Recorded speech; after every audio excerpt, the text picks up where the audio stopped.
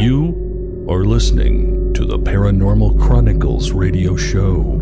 Here are your hosts, G.L. Davies and Dave Dominguez.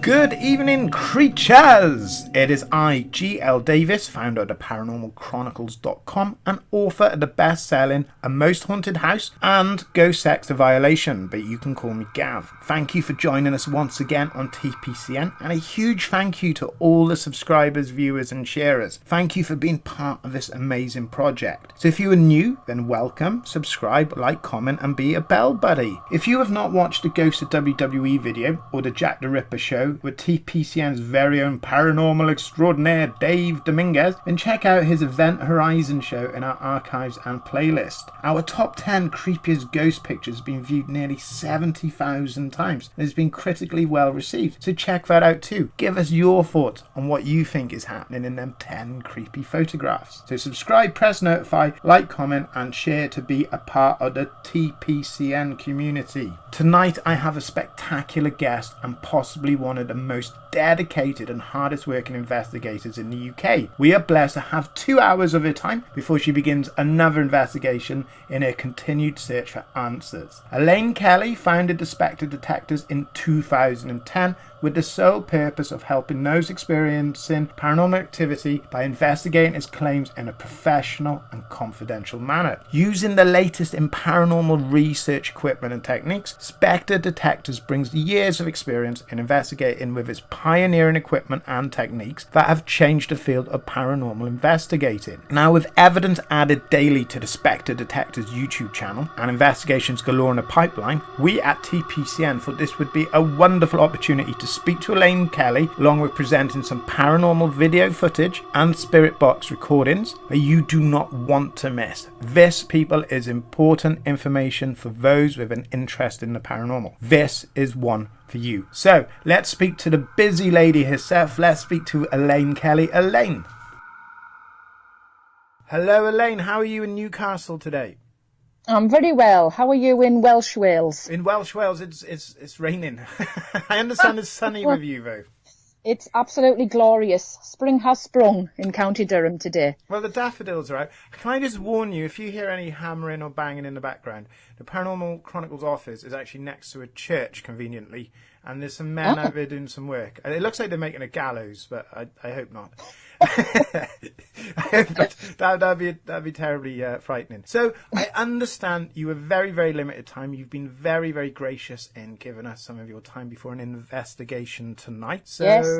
Looking through all the information, all the videos, all the spirit box recordings you've given us, we'll probably end up doing this over 2 or 3 shows. So let's see how we get on tonight, and let's see what we can do. So before we talk about all your great work with the SPECTRE Detectors and your insatiable desire to find evidence of the paranormal, can you explain to us all what exactly got you interested in paranormal? How did this begin? What is your origin in the paranormal? Well, I sensed spirit from being very young. Back in the day, it wasn't really known and you didn't really talk about it. So that kind of left me a little bit, or rather I left it. Later on in my 30s, I worked at a big local supermarket that was built on a former ammunition site, a factory. Okay. And I sensed a man that used to walk in there. So that kind of got me a little bit intrigued. From that, I started going to a spiritualist church and doing development classes. That really wasn't for me, but I decided to go on a ghost hunt with another group. I didn't really like it. I didn't like the way that they spoke. I didn't find it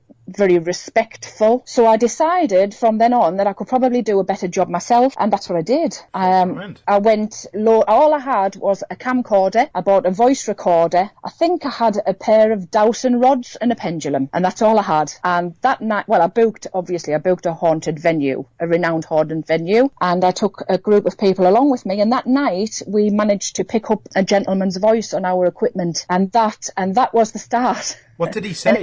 It just moaned. like most of you men do.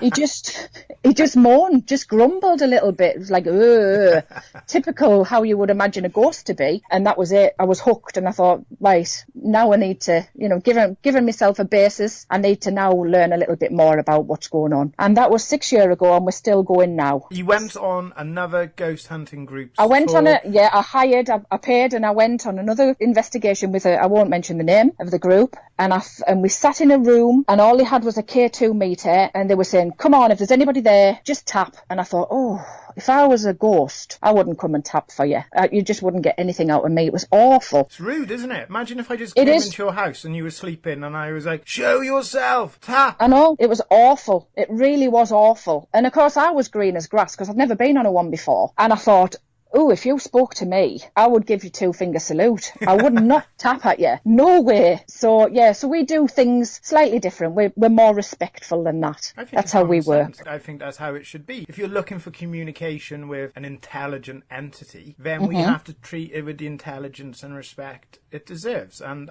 that's how I got into this as well. Exactly the same as you. I used to go on ghost hunts. They used to be so ignorant. They used to be so disrespectful. I caught one throwing a chair, flicking stones. They used to charge £40 for this, and I found it rather insulting. So what methods do you use in your investigations that sets you apart from other groups? Well, we don't use Ouija boards for a start. We don't do anything of those sorts. Only purely because I'm ignorant when it comes to things like that. I don't know enough about them, to use them. But what we do, we set up CCTV cameras. We record the whole event. We use night vision handycams. I try to capture as much evidence. If you're going to sit in a dark, damp place for 4 hours, you want to try and capture something. We use a spirit box. We've now bought a Talker 2, which is kind of like an Ovulus, but different. We've only just got that. We've used it once this week, and we've had some amazing results with that. We don't tend to use gadgets anymore. We use K2 meters. We have a REM pod, but when people come along for the first time, they like to use the tools, don't they? They like to play with the dowsing rods, and they like to see how a pendulum works and that kind of thing. But we have most of our results with a spirit box. We have amazing results with a spirit box, and it is great to hear them. Because I want to speak to you about your spirit box later, because you've had some phenomenal experiences. But before we get into that, so you use a mixture of traditional ghost hunting techniques and then obviously modern technology, state-of-the-art technology as well. I mean, we do try the things like table tipping. To be honest with you, it doesn't really work for me. It does for others, and I wish it would, but it doesn't really work for me. We love spirit photography. We get some amazing results with spirit photography. But we just do the whole sitting in a room, trying to,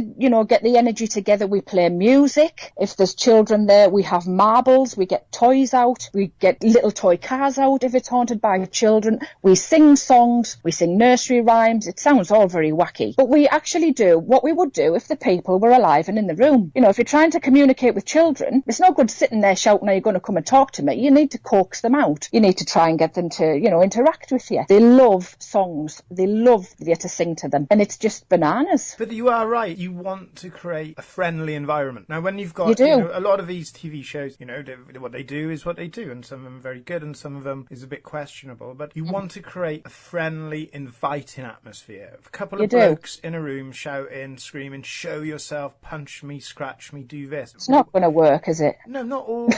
We've got this impression that the paranormal world is a dangerous and evil world. Things aren't good. Obviously, everybody's got the negative stories of the paranormal. But as a whole, these are spirits. These are entities that are confused. They're frightened. To them, time has no power over them. Life and death, physical world, and some of these people just need questions answered, or they just need support. And I think what you're doing is spot on. Something I've been doing and there's a couple. I'm doing some research into it to follow on to my spectrophilia research. What they do is in rooms or buildings of tragic romance where couples have died, they actually copulate in the centre of the room to create a loving and sexual energy to see if that has any effect on the environment. So that's the next thing. We'll see Zach Baggins and Yvette Fielding trying that in the next episode. I'm sure the ratings will be very high. You don't work alone. You've got a team. Do you want to give your team a shout out? Oh, it's huge. I mean, our team is made up of a lot of psychic mediums. mediums. We work closely with a lady called Deborah Chalmers. She's a well-known medium up here. We just do special events with Deborah because she's very, very busy. But we have Dean and Dean's wife Leslie. We have Hannah, Shana, we have Shelley, Jane, Joe. The list goes on and on and on. Obviously, not everybody can make it every week. Different people come and different people go. And I love the fact that mediums join us. I love the fact that they give us the name of who I'm actually talking to, so that instead of shouting, is there anybody there, they give me a name. Yeah. And then I can work from that, shout out respectfully and start a conversation. It really is good. I love it. You do, don't you? 6 years down the line, you're still going. It's more like a family. If you get the right team, it's like a family. It is like a family, yeah. I mean, I've dragged them along to some really awful places. And they just go, where are we going, Nan? Yeah, oh, we're going to a jail, lovely.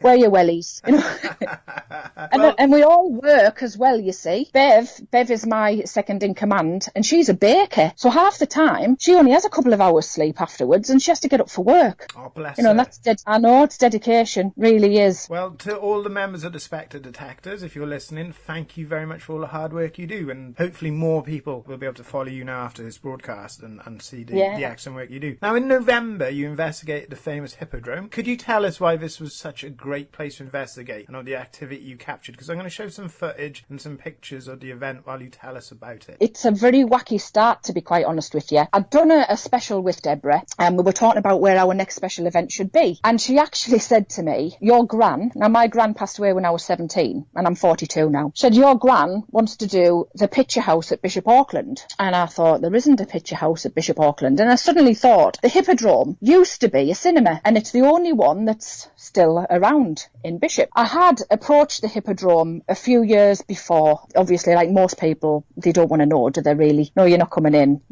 starting all of this funny business going on. Anyway, this time I approached them and they said yes, surprisingly. So my gran actually picked the venue, which is really, really wacky. So we went again. Most of the group were made up of mediums because Deborah has a development group, or did have a development group then, and they all joined us. So it was mostly made up of mediums. What a beautiful building. It was a grade 2 listed theatre originally, built in 1909, I think, early 1900s. And it still has the original features. It's got the stalls, the architecture and everything's beautiful. But of course, it's a bingo hall now. So it's got all of the modern bingo seats and all of the electronic gadgets in this grade 2 listed building. But it's got its own infamous grey lady, as they all have, yeah. And this grey lady has apparently had men crying. She tends to come out really early in the morning when the cleaners are in, and she likes to make herself known by lunging at them. Oh, good grief. I know. It's a bit of a shock in the morning.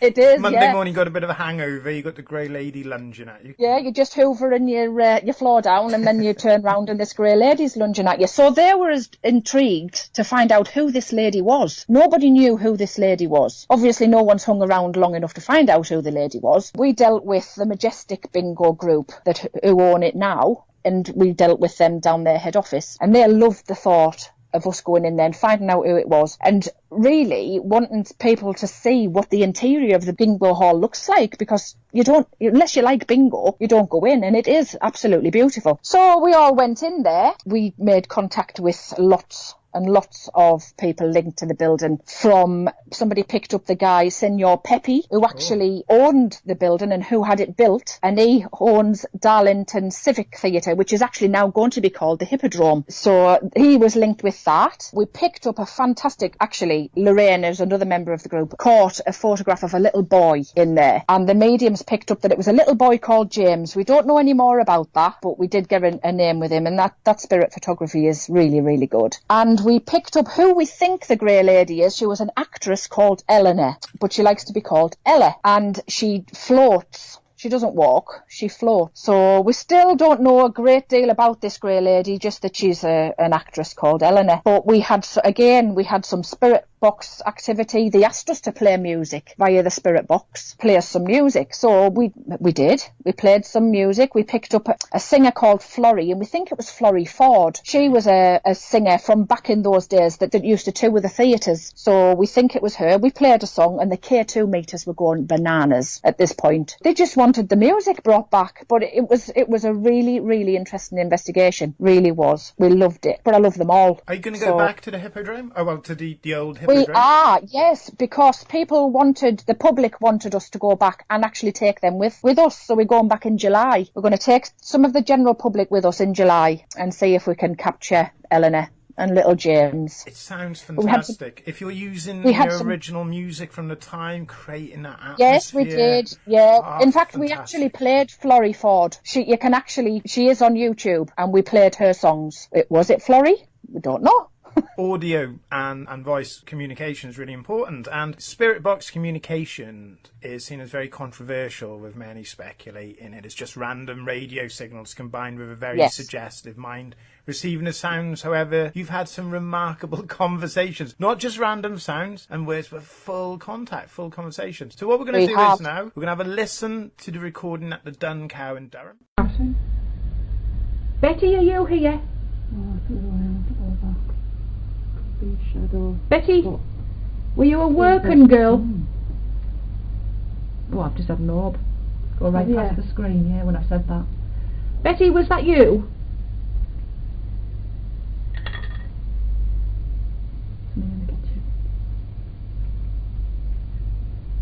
There. Did you see it? No, I didn't. There was 2 boys and a girl. Can you knock on the wall, Betty? That was a knock in there. Can you do that again, please?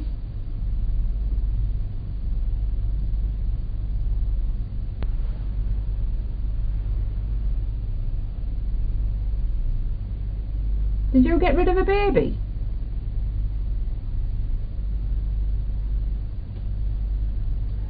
Yeah, I heard that. I'm sorry I'm talking about it. I know it'll be awful for you. Were you forced to do this?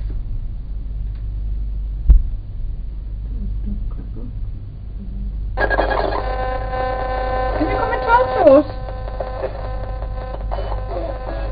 It's possible. It's possible, yeah.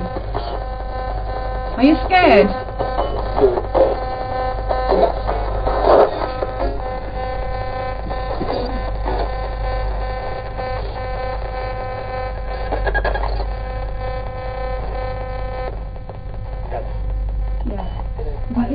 Yeah. Refugees, that's it. Oh. Is there anybody here that wants to talk to us? It doesn't have to be Betty. Come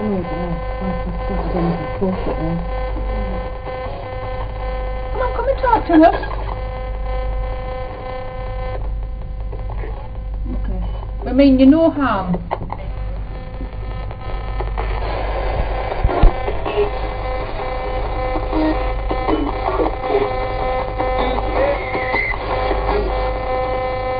Did you used to be a hangman? No. Are there any hangmen here?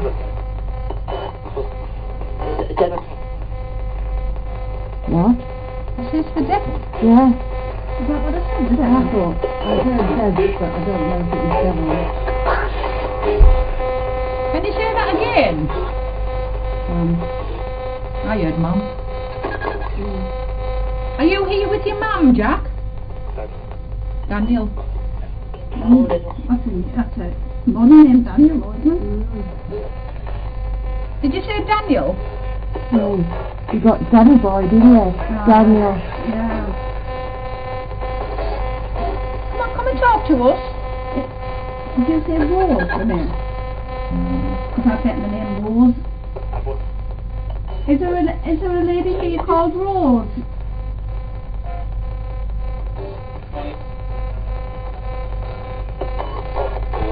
Is she one of the working girls?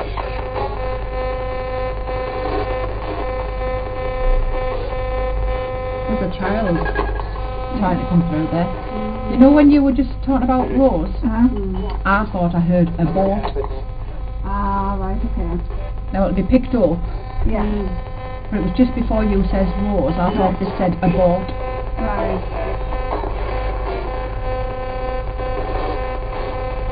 Was the man not nice to you? Yes. Yeah. What did she do? He What did she do? What did she do? What did What did she do? Clear as day, what did she do? What did she do? What did she do?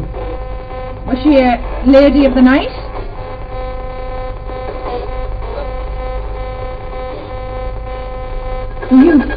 Were you in charge of these women? Soldiers. Soldiers? Well, yes, because there were soldiers here. Did soldiers come here to see the women? Of course they did. Of course they did. Of course they did. Yeah.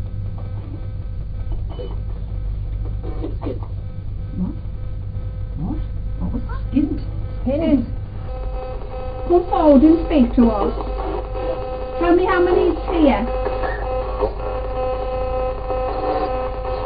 How many spirits are in up here?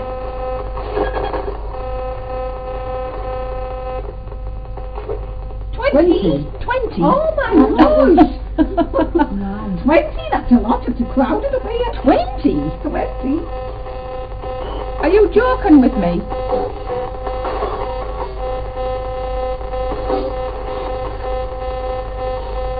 I keep even a child. How many men are up here? Dozens. Dozens. You can't be to 20. I think somebody's having a laugh. So how many women are up here?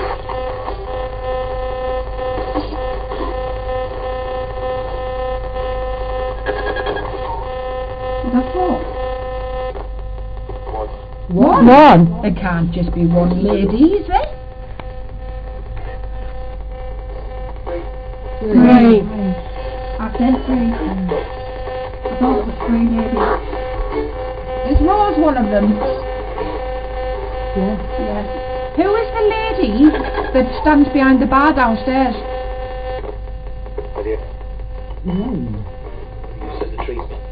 Teresa. Teresa.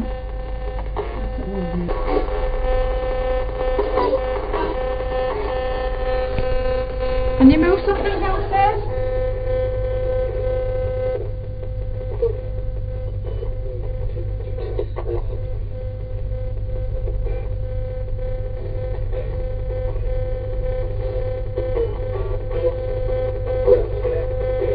Does anybody haunt in the attic?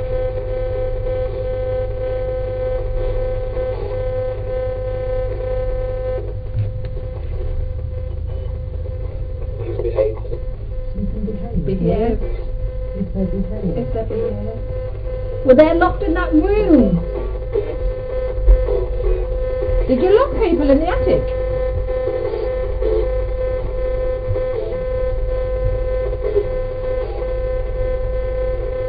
Did you lock the children behind that door in the bedroom? Yes. Why? Why did you do that?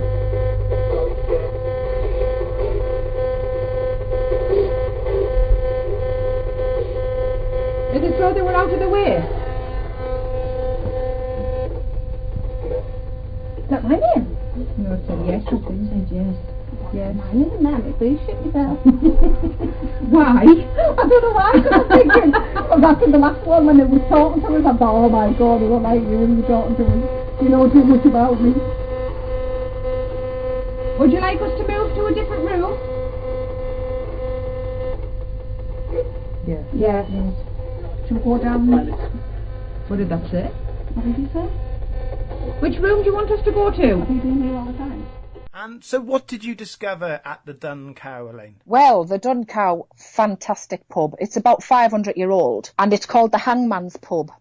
It's well known as the Hangman's Pub because it's opposite Durham Prison and the hangman would go there for a drink before he went and did his job. So when I approached Jill, the landlady, and she was straight away, yeah, we have lots of activity here. We would love to find out who it is. So we went along. And Dean immediately found out sensed that it was a brothel because he saw a red light upstairs. Brilliant. So we kind of thought, oh, this is going to be an interesting evening. We hadn't even gone in at this point. We were literally just emptying the boot and getting all the equipment out. And he said, I can see your red light. this was a brothel. Oh, here we go. So we didn't know about that. We set everything up as normal because it takes a good hour to set up.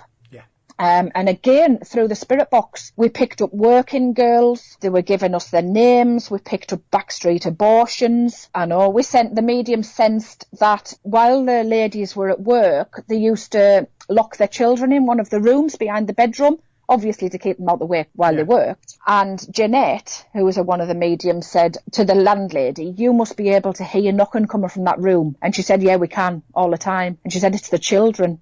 This is where they were locked in while their mothers worked. So that was really good. We picked up soldiers, and then when we did a little bit of research, we discovered that it was a billet in World War One. We didn't know that before we went. So we picked up the soldiers. We picked up a little boy who was very thin.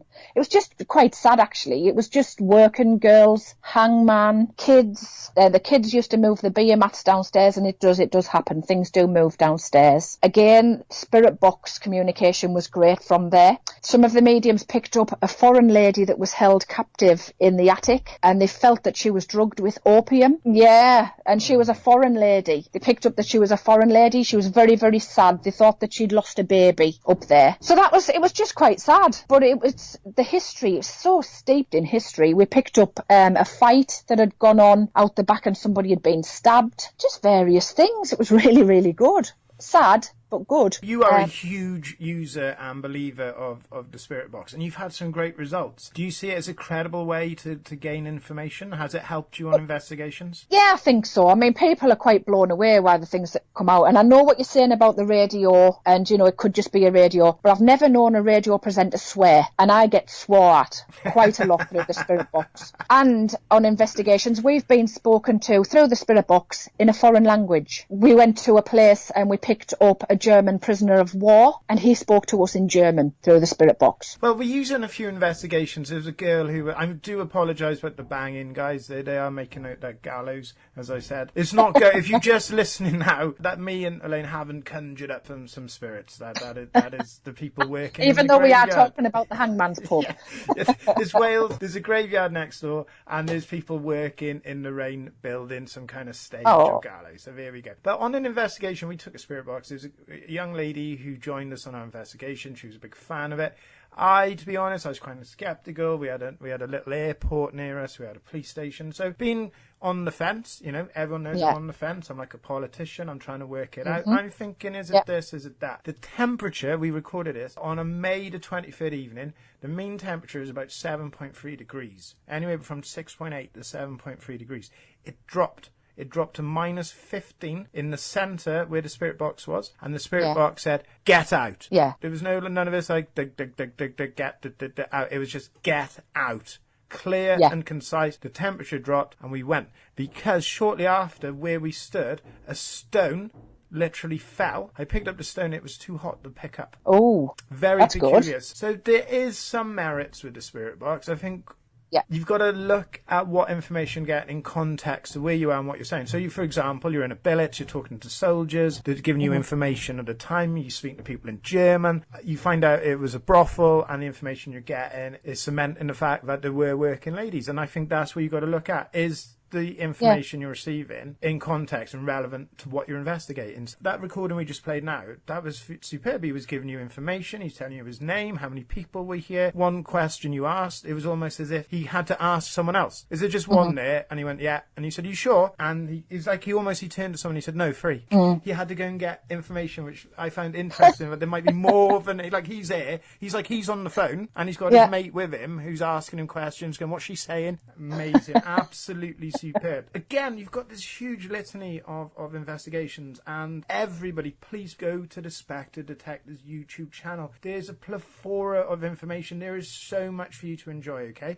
And one of those things is that you investigated the cafe at Stanhope Railway, and I understand it was a very interesting night. You made contact with quite a few spirits linked to the station. including 2 children that play on the platform, a station master, and a lady that died on the tracks. Tell us more about this. This is incredible. I know. Well, we went, it was freezing cold. We went the beginning of January, and Weardale Railway, who owns Stanhope Railway, said, come along, we'd like to come along, see who's haunting the place. We went along, she let us walk on the tracks. She gave us access to a train. I mean, this train went on forever and ever. It was the Polar Express used at Christmas. And then we had the whole use of the station, and it was just amazing. Everybody felt something, sensed something, saw something. We went for a walk along the lines. We picked up somebody who committed suicide, which comes with railway lines. Yeah. You know that. Yeah.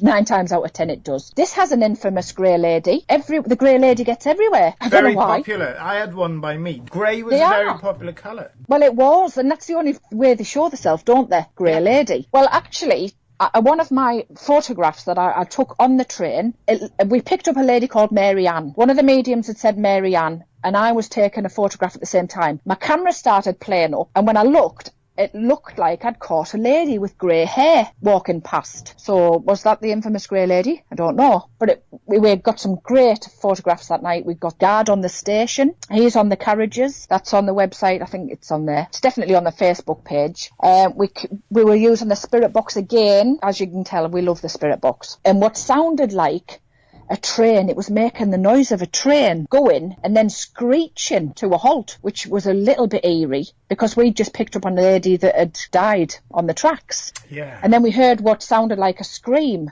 Oh, good grief. I know. So Sam, who is one of the managers up at the railway, who came with us, her face kind of dropped at that point, and she said I was quite on the fence a bit until I heard the spirit box, and then that made her blood run a little bit cold. Do we know why she died? Do we know why she killed herself? We have no idea. All we sensed was this lady had died on the tracks, and she had either a long dress on or a nightie. That's all we knew. She could have been mentally ill. Do you know what I mean? She might have been on some medication or dependent on support. Maybe, maybe something had happened to her. She lost a child, lost a loved one, and threw herself in front of the train. Could have been. I mean, I suppose back then it was quite common. I mean, it's not so much common now, but I suppose it was back then. We did pick up a lady through the spirit box who was waiting for her husband to come home from war, and that was quite sad. She was waiting for her husband to come back by train. We picked up a little boy and a little girl that play on the railway. They play around the station. Yeah, and we picked up miners that were linked to the limestone quarry over the hill as well. We picked up on those. Really good night. Everywhere we go ends up being a good night. You're like the magnet. You're like the core. You've had experiences since you were a child. You have a natural ability. Now, with me, I miss everything. Me and you could go on an investigation right now, and you would see everything, hear everything, feel everything. And I miss everything. I'm not like a receiver. Whether it's a mental block or it's just something I don't have. It's almost like a superpower, like an ability where some people are receptive and some people are immune. I have an interest and I study, and I've had lots and lots of weird experiences, as people know. But you are that receptor. You are that aerial that brings it. And you said about, it's weird how all these mediums seem to gather around me. It's because you're all using that energy to get together. And then when you're all together, you're like this big psychic net, using your powers as one to pick up on as much things as possible. And that's how much you find so much in investigations, is because you're really, really receptive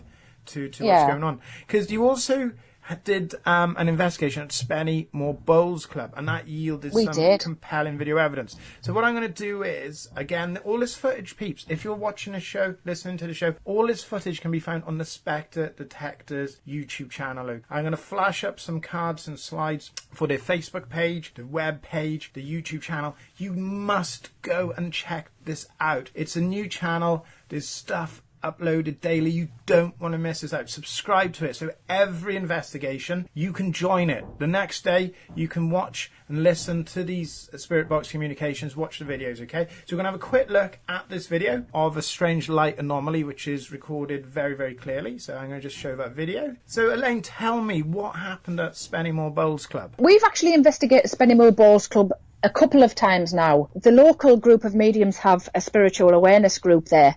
on a Thursday night, and every now and again we go along just to do something different for them on a night. And instead of doing the open circle, they do meditation evenings and all of them kind of things. And we go along and show them a total different way of working with spirit and going on a paranormal investigations. Just usually a short one. We are doing a main one in April overnight. So I'm really looking forward to that. But the Spennymoor Balls Club was originally built by the co-op. So it was a big shop. It didn't stay open very long. It was burnt down originally and then rebuilt. But it's a fantastic building, and it's an indoor bowls green now. You know which balls I mean. The short mat. You know which one? The garden type balls. The garden ones. I used to. This is a little known fact. This is how boring I am, Elaine. I was the youngest short mat bowling captain in Pembrokeshire for many years. Wow. I was a captain at the age of 18, but I got banned when I was 18 for being drunk. They brought a load of booze on my 18th birthday. I couldn't drink then, and I got banned. So I know exactly. I can see the woods, I can see the jack, I can see it all. I know exactly what you're on about. Well, you should get yourself along to Spennymoor Balls then. Banned for life. You'd be great. You'd be fine. Rose would let you in. She'd be fine. Tell her I'll be drugs tested this time. But yeah, we had a great night. We obviously, the mediums did kind of like a Victorian seance. They had the candles going. I recorded the whole event for them, and the mediums got to work with the spirits linked to the building. And again, we picked up various names, past workers from linked to the building. We've got some really good photographs. There is one photo that's very, very eerie from the balls, where there's a big face at the back. Yeah, very strange. Yes, it is. But again, we picked up children. I do attract children, and we could hear them playing with the actual balls at the bottom. They were clanking the balls together, which was really good. And we caught the fantastic light anomaly that we caught on the handy cam. There was one strange thing that happened. There's a locker room in there, and I'd set up a camcorder, and I was watching it, and I actually thought it was a halogen heater. There was an orange glow, and it built up, and it glowed for a long time, and then it died down, and I really didn't think anything of it. I just thought it's a halogen heater. It's a big building.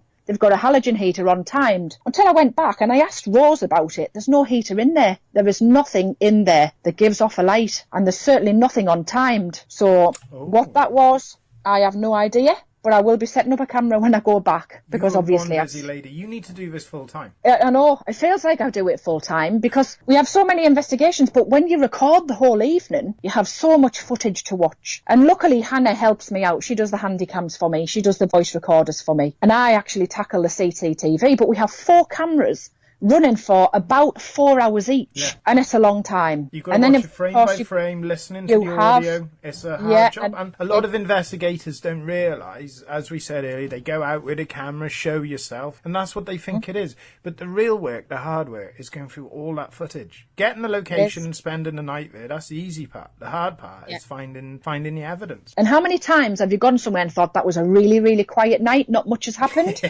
And then you come back and you watch it and you think, blimey, that was all going on and we didn't have a clue. Have you ever been frightened? Every time. What? Tell us. What? Because you sound like a lady who's in control. You sound like a woman who's very rational. I have been frightened, yeah. I was actually frightened this week, but that's not the first time I've been frightened. The first time we investigated a Victorian school, and it was at Anfield Plain, which is a place in the northeast of England. It's very pit orientated, mining community, that kind of thing. And it was a Victorian school, but this school was actually the base for the Home Guard as well. The Dad's Army were there as well. So we were investigating in the kitchen area. We had the doors propped open. One of them was a fire door, and we heard this almighty clatter. I actually ran and hid in the kitchen because I thought we were being robbed. I actually thought there was going to be some kind of ram raid, that loud. And we all hid, apart from Shelley. She's another one of the group, and she never moved. She is rock hard. And then when we realised that nobody was coming in, look, we need to go and check this out. We'd gone into the passage and realised that the fire door had actually closed, but not only had it closed, it had actually slammed and it had rattled the door. But the fire door's on a hydraulic and you can't slam it. You can't slam it, you can't move it. You know, you can't move it fast. We have no idea. But we did catch the door closing on CCTV.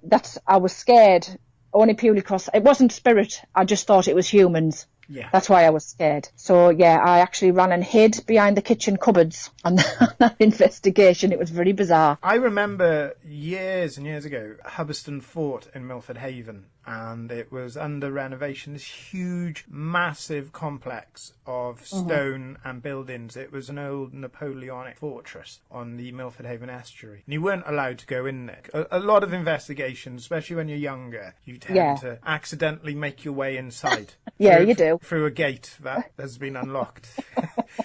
And there was a great ghost story there about a surgeon who had murdered a captain and all this. So we went in, and the miles of tunnels. I went into one room and I dropped down, and it was flooded. And I thought, this is it. I'm going to drown. I'm dead. Yeah. But I went down one corridor. At the end, we could see this little glow of light, and there was about 2 or 3 of us, and we made our way up. And my heart was racing. We had a very old Sony camera, 1997 Sony camera. We got to the end. There's all these junkies in a room. All of these junkies on beds, needles, all this stuff. Only one of them was awake, and he was like, "Fuck off!" And like we just ran. But I think that was one of the scariest times, because ghosts and spirits. Yeah. It's more about coming to terms with what's happened to them and how they're communicating with you. With people, you don't know what they're going to do. If you'd been part of a robbery and you're witness to that, they could kill you. I know, and that's exactly what we thought. We thought the sound was so loud, and I thought we've been ram raided. You know, we're in a building in the middle of the night that they think's empty. We're in the dark. Nobody knows we're here. We're being ram raided. That's what I actually thought. But then I was quite relieved when I realised it was spirit. It's like, thank God for that. You know, at least they're not carrying knives. But it was a very sad. Like a little rounder's bat. I know a few investigators take a little pipe or a Castile bar or a little something just in case. Because it's not just people, is it? Like some of your locations, you can have feral animals, stray dogs, things like that. Do you bring any protection? I don't. I do have a fluorescent wooden cross. But no, I'm sure I could whack somebody over the head with that if I needed to. Just poke them in the eye with a dowsing rod. It's fine.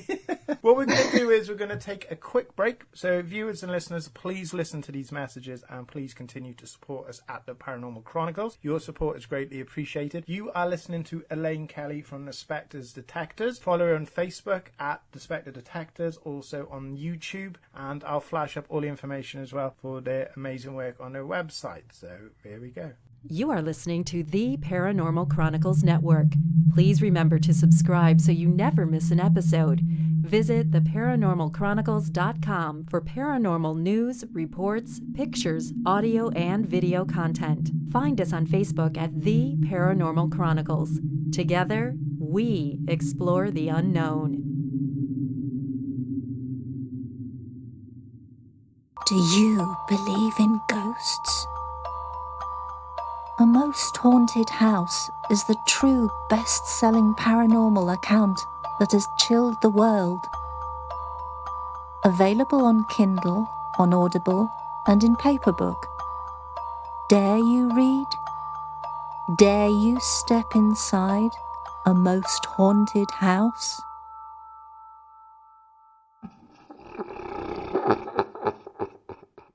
Good evening, creatures. It is I, Gavin. Now, if you're enjoying our show and would like to support us without chilling your bank account, then when you shop at line at Amazon, simply head to theparanormalchronicles.com website. Click support us on the left-hand side, follow the link to Amazon, and shop away. Your goods won't cost you any extra, but we get a few pence and a few cents as a commission. Think of it as a tip jar, and your support will help us chill, thrill, educate, and entertain for future broadcasts. Next time you shop Amazon, think theparanormalchronicles.com.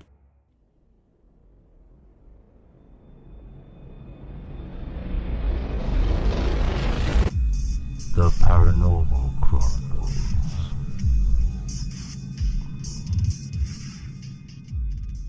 Welcome back, everybody. I am joined tonight by Elaine Kelly, the founder of the SPECTRE Detectors. She is literally one of the hardest working investigators you can imagine. Head over to her YouTube channel, SPECTRE Detectors. There is tons of audio, tons of video, CCTV, you name it, it's all over there. There's hours and hours, dozens and dozens of videos, and it is uploaded regularly. It is fascinating. I want to ask you a question. Have you ever been in bed with a spirit? I understand you caused quite the upset with one that was tired. No, I've never been in bed with a spirit. Are you upset one now? I did upset one. One did say, get out of my bed.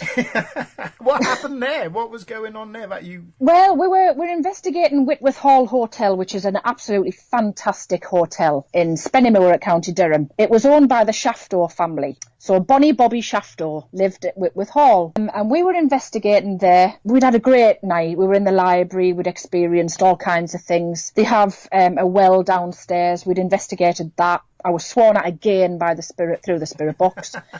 And we investigated one of the hotel rooms. We were having difficulty with our spirit box that night. It kept stopping.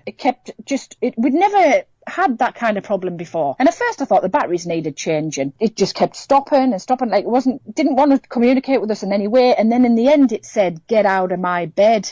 As clear as day. And we had a couple of members of staff with us as well. The colour drained from the cheeks, to be honest. And we just said, right, we're going to take that as a hint, we're going. And we just left them. I do love to go to these places steeped in history. I mean, I've been to Bonnie Bobby Shafto's house. I mean, it's amazing. Again, spirit photography. And when we've compared our photo to a picture of Bonnie Bobby Shafto, they're identical. Bonnie Bobby Shafto. Yeah, Bobby Shafto. I've never heard of him. He sounds like a porn star.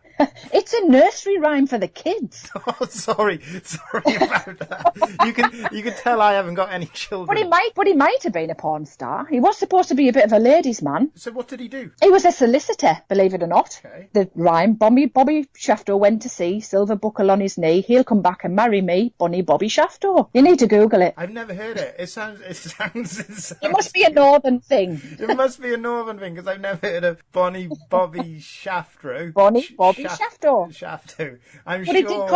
He did call himself Robert that night, though. He was Robert Shafto. He probably didn't like being called Bobby. Bobby's probably a bit too familiar if he was a solicitor from the day. Yeah, exactly. Yeah, a bit common, do you think?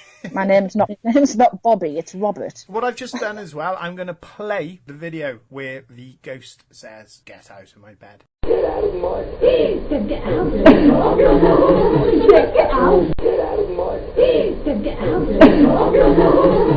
Get out. All these videos and Spirit Box communications that we're sharing with you tonight, get in touch with Elaine. Tell her what you think. If you've got a view or opinion or a similar experience or a theory, or you want to know more about her investigations, please do get in touch. Flashing across your screen now. There are numerous ways to get in touch with her, because that's how the paranormal community works. If we share our ideas and our knowledge together, we learn more. The more of us out there investigating, the sooner we're going to get concrete, solid information that will change everything. In my network, I have an exceptionally busy network of people. They're constantly investigating, but you have to be one of the most active and busiest investigators I ever know. Constantly, you've got videos for me, links for me, phenomenal. What has been your number one investigation? If you could just do one site again, one investigation again, where would it be? We've just done the Merry Monk at Bishop Auckland. It's a 600-year-old pub, and this pub is obviously linked to the monks. That's why it's called the Merry Monk. And in the cellar, there is a tunnel that linked it to Auckland Castle, which is the land of the Prince Bishop. And been dealing with Chris, who's the landlord there, and they've actually opened it up in the cellar where you can see where the tunnel was. So we investigated there. It was only a couple of weeks ago, and we caught the most amazing picture of a monk. We got picked up names of different brothers, Brother Thomas, Brother Francis. We picked up Marcus. The spirit box said, "Where's the dog?" And one of the ladies who'd never been on a one before, she was related to the landlord, she came along with us, actually got a photograph of a spirit dog. Really, really good. We went down the alleyway where the old monks used to go in. It was the original entrance. Poor Hannah, who's one of the mediums, was down in the cellar and she sensed a monk.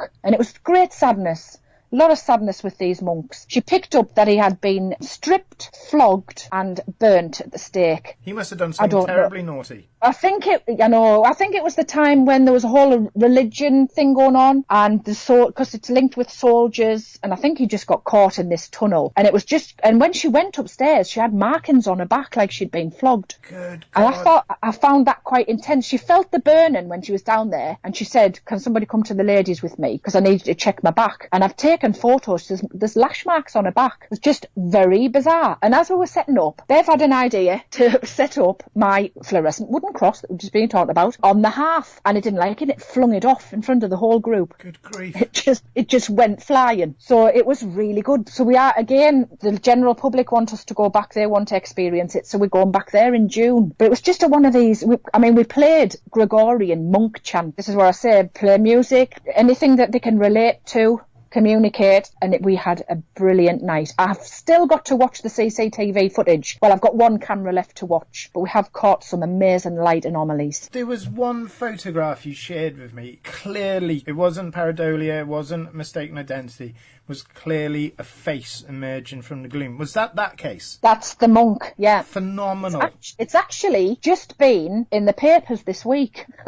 It's made it into the local Northern Echo from around this area, and it's on the Sun Online's website if anybody wants to have a look. Jeanette actually took that photo. Everybody sends me they've caught on the night. Even people who'd never been before that night sent me things, like the lady that caught the dog. Another lady caught another monk. It's not as clear, but you can tell it's a monk. He's wearing a dog collar, he's got a black beard, and he's got dark hair. We captured 2 monks in that cellar on camera. Just amazing. Quite creepy, that monk photo, I have to say. I don't think it means to look creepy, but it just does. We've got this notion that the paranormal is all bad and it's scary, Monks, they didn't want to do anybody any harm. That's why they were monks. And it wasn't the easiest to communicate with either, because they take a vow of silence.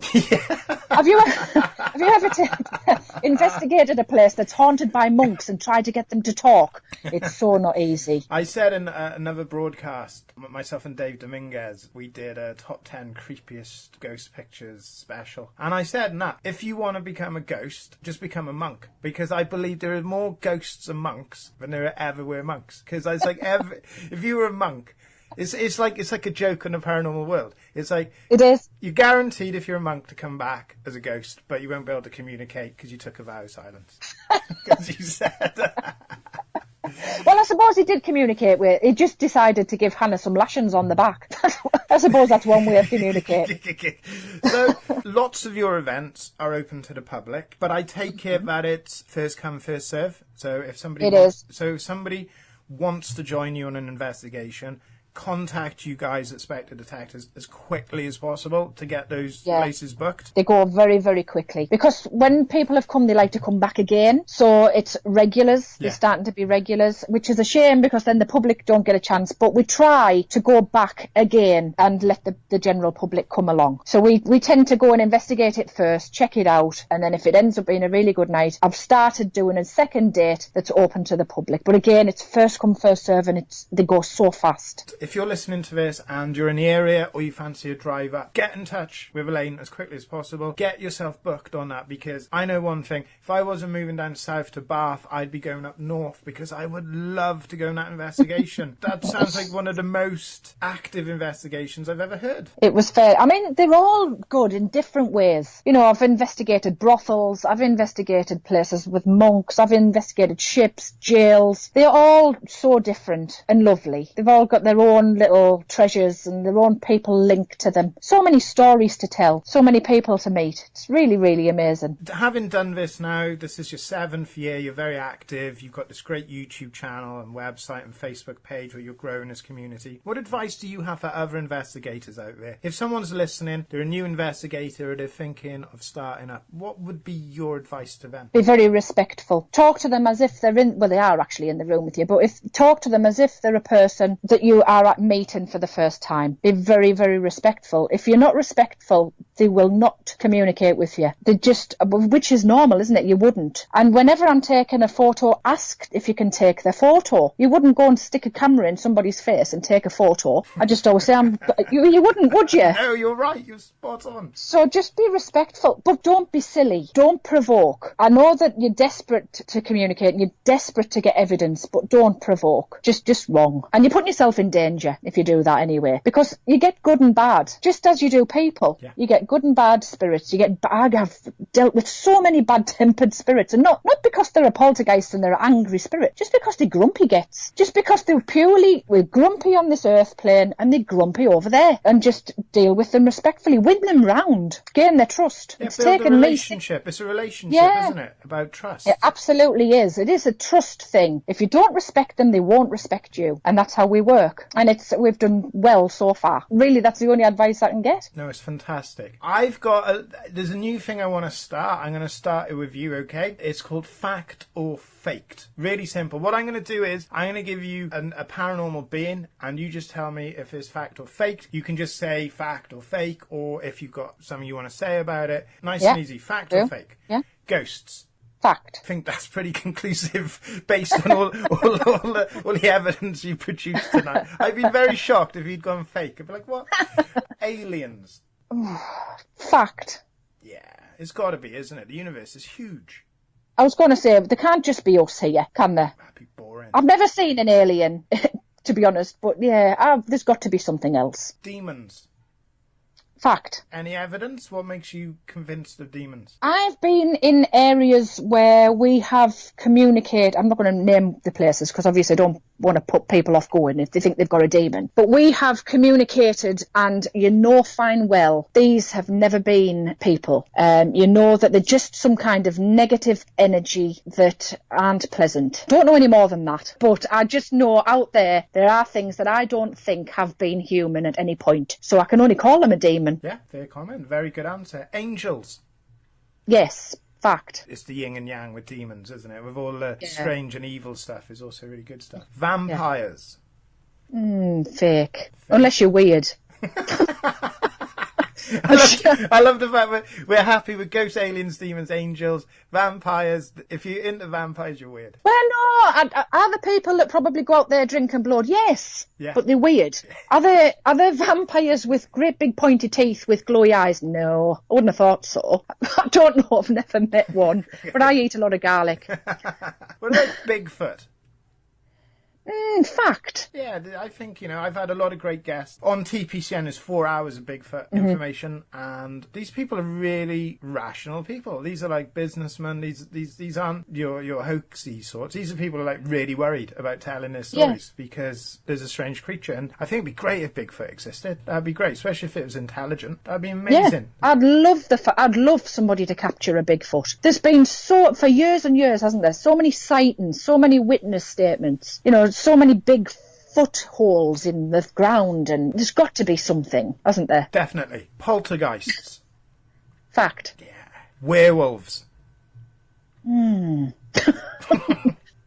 Fact. Oh, what makes you think fact? I don't know. I mean, there's animals out there like Bigfoot that we've never seen. It might be a werewolf. It might just be a very nasty dog. I don't know. Yeah, I would think so. There's one spotted near Hull last year. Is there? Yeah, it was all in the news. 7-foot werewolf seen around Hull. From that then, it caused a big hysteria. And once one person sees it and makes the papers, everyone sees it, man. Loch Ness Monster. Fake. Fake? I would think if something that big it was in the Loch Ness, somebody would have found it by now, do you think? Yeah, it's 25 miles long, and all the tests, it'd be great. All of these things would be great, because, it's not that we want to disprove them. It'd be great if all these things are real, because it'd make life certainly more interesting. But I think there's stuff in our deep oceans that are incredible, that we're yet to discover. Yeah. But in Loch Ness, the people suggest that there's lots of caves and caverns and areas where a huge beast could hide. But I mean, there might have been. I mean, I know I've seen the photographic evidence. It's quite old now. Would it still be alive? It'd have to breathe. But then it would have been seen more often. I don't know. But no, I think that's probably fake. Fake. Shadow people. I hope I'm wrong. Shadow people. Shadow people is the new thing. It's in vogue at the moment. I get more emails and messages about shadow people than anything. And basically, they're just shadows of people, quite evidently, that are seen in ghost-like fashions. No more of this glowing spectral figures, but shadows seen from the corner of the eye, making their way around Yeah, the I've house. seen those. Yeah. Fact. Yeah. I'm 1,000,000,000% fact on that, because A Most Haunted House was based on, most of it was shadow people. And I think shadow people might be dimensional people. People who are literally on the veil of our reality, but in their own dimension. and they just pop in. The black-eyed kids, again, very, very popular. Dave Dominguez from TPCN's own Event Horizon, he is fixated with this. Black-eyed children. These children with black eyes, they turn up at your house and they do weird stuff. Ooh. Probably fact, but I hope I never find out. All the children I deal with are lovely. I don't want black-eyed children. Fact. Yeah, I'll take your word for it. So we've done really well. You've done well, and I'm kind of with you. We're not sure about Loch Ness Monsters and vampires. So, maybe one day we'll be wrong. I hope so. Now, you have this wonderful YouTube channel, the Spectre Detectors, which I'm flashing up links and putting it in the article. I cannot encourage people enough to go and check this out, guys. You can spend a whole day just enjoying the footage, replaying it, listening to the audio, listening to the spirit boxes, watching the light anomalies, watching the photos, everything on there. It's absolutely great. Where else can people contact you, Elaine? How else can people get in touch with you tonight? We have our own Facebook page. We have our own website. You can email me at spectredetectors@yahoo.co.uk. Drop me a message on Facebook. I try to answer as quick as I can, but obviously I work full time. Yeah. So, I don't man it all the time. Just drop me a message. That's it. I try to answer as quick as I can, but I'm always on Facebook. I'm addicted to Facebook. Good. So the best place, I'm going to flash up a slide now of the Spectre Detectors on Facebook, because that's pretty much guaranteed to get hold of Elaine on that immediately. Yeah. What does the future hold for the Spectre Detectors? What can we expect from you? I don't know. I would quite like to make my way down to London. I've got a thing about the Jack the Ripper case, and I would love to do that. Obviously, I'm a northern girl. I've only ever been to London once in my life, and I work, and I'm a wife, and I'm a mother. But ideally, I would love to. I would love to do that. Or I would like to do York. York's a very impressive place as well. But right now I'm kept busy in the north of England, to be honest. I know that York is the north of England, but I'm quite busy round... I'm going to Newcastle tonight. I'm going to the Victoria Tunnels, which is underground tunnel system under the city of Newcastle. It's kept me busy locally, but who knows? I never know what the future's going to bring. I'll go wherever the spirit want me to go. You are so incredibly busy, and I like your sense of adventure. I like the fact you're busy. You don't treat this like a hobby. You treat this as if something you were desperate to get answers from. You take it very seriously. You've got a great team. You've got great ways of investigating.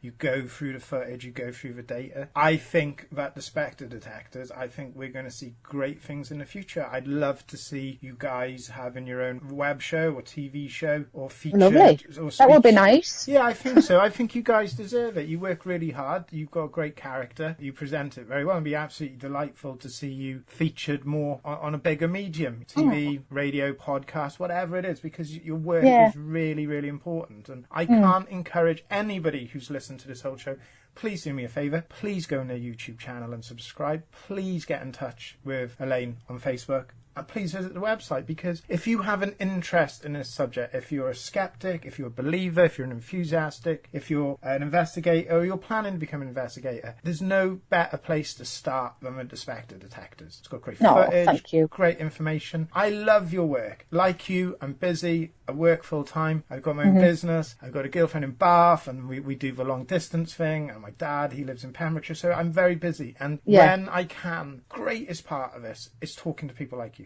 It's just amazing. It inspires me to want to do more. So I hope that the future is great for the Spectre Detectors. I want you to come back on this show as soon as you can, because I know that we had very limited time tonight. We kind of rushed through certain parts, and I know you've got lots and lots and lots to talk about in the future. Yeah. You've got loads. Yeah. So good luck tonight. You're going, so these tunnels, how old are these tunnels you're going to investigate? I think they're 175 years old. They were originally used by the mining community, shipping, the mines and, all of that kind of thing. But then they were air raid shelters as well. And I've never ever done them before, because we tend to try to investigate places that's never been investigated before. This has been investigated many, many times, which puts me off a little bit. I don't know why, it just does. And when you just think, they must get sick of people going and asking them questions. Whereas when you've never been before, they're as keen to talk to you as you are to them. So I'm going with an open mind. I hope I'm not claustrophobic, because I've never been in a tunnel before. Oh. I know, and it's 2.5 miles long as well under the city. Never mind. Please be careful. You heard what happened to me 2 years ago when I was investigating some mines.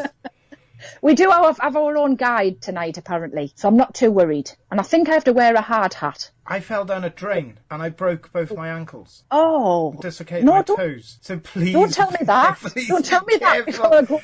I was Well, if it happens, I hope I'm caught on camera. I was in a gas mask because people had this the maddest story ever. People have seen giants living in these old World War II mine depots in these tunnels. What? There's lots of legends in the area. The Green Man, which is this mythical giant man, and it wasn't just your ordinary people, but security guards had also contacted us saying, look, we don't feel safe. Some investigators had gone down and they felt like they'd been attacked. So my immediate theory was that there was some form of gas down there which was causing people to hallucinate. So I went down with another person. I had a gas mask on, they didn't, to see if they felt strange, anomalous patterns and presences happening, and I was in my gas mask, so if I didn't feel anything, then we could maybe speculate there was some form of gas or fungus or toxic mold. And in my gas mask, then I fell down a drain and broke my feet. So please be careful. I just got back from Edinburgh and I did the Edinburgh Dungeons and Edinburgh Tunnels tour, and that was phenomenal. I would love to do that as well. Because that's not far from you. It's a good couple of hours. I have done Jedburgh Jail, travelling up there and then spending 6 hours and then travelling back. You're talking about a 10-hour shift.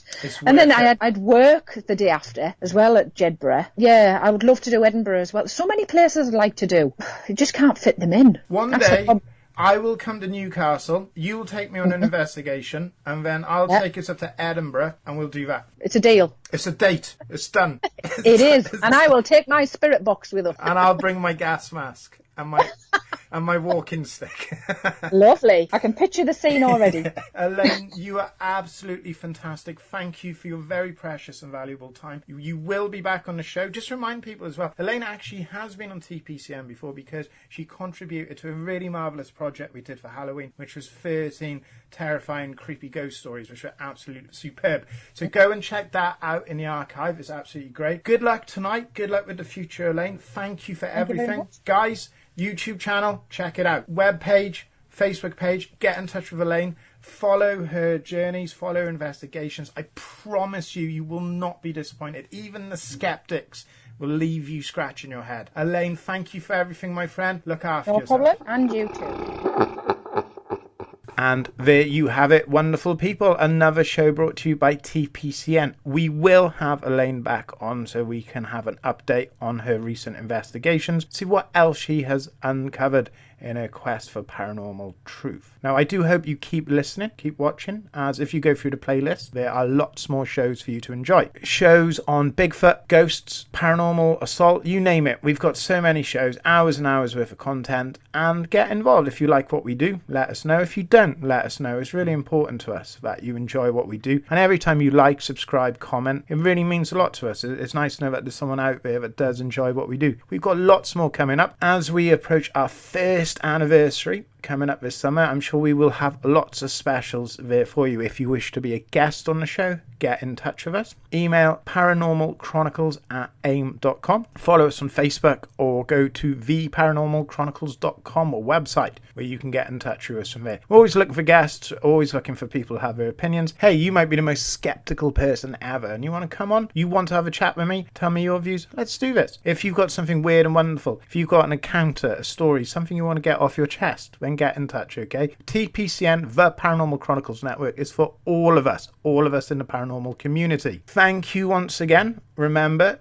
press that notification button, press subscribe, like, comment, and share, and sleep well. Good night. You are listening to the Paranormal Chronicles Network. Please remember to subscribe so you never miss an episode.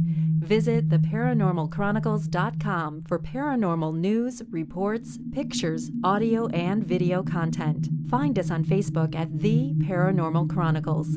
Together, we explore the unknown. Do you believe in ghosts? A Most Haunted House is the true best-selling paranormal account that has chilled the world. Available on Kindle, on Audible, and in paperbook. Dare you read? Dare you step inside a most haunted house?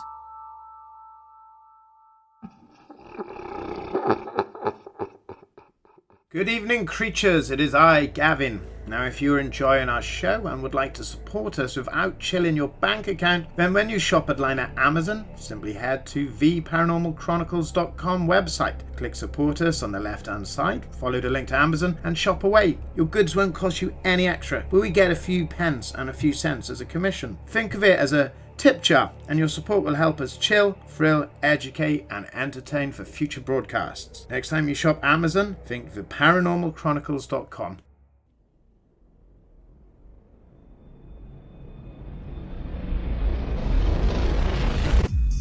The Paranormal Chronicles.